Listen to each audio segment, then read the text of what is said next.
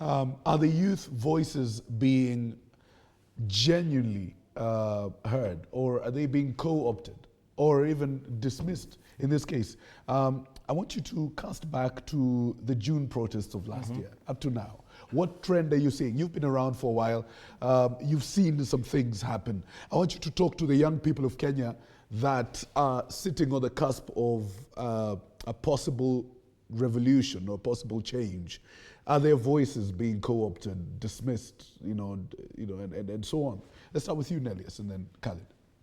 Yes, coming from the Gen Z protest from last year, initially I think there was some dismissal of the Gen Z and underestimation of the power that the Gen Z could have. Initially when the Gen Z, I am a zillennial, so I'm just there on the border. So sometimes I identify as, yes, I can be a millennial and a Gen Z. But what happened is that when the protest started initially, before June 25th, you could hear members of parliament just making fun of the Gen Z and they're going to eat KFC and all that. So I think that's what, there is that underestimation of young people. And they still underestimate them now. Even right now, I think what happened after all that has happened. After all that has happened, they're not now underestimating in the sense of that they know that now the Gen Z have power and the youth in the country have power and they can cause change.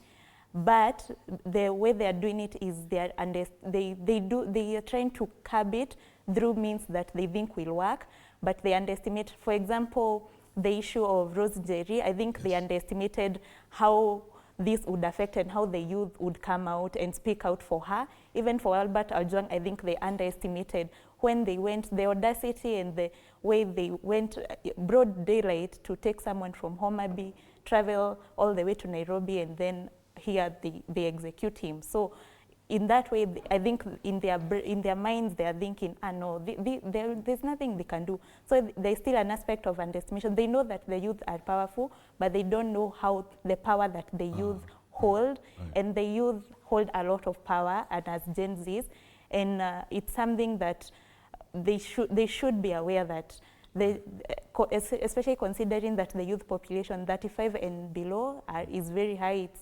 75% to 80%. And there's a youth bulge coming. Yes. Huge. Yes. So it's a population that should be reckoned with. Right. Yes.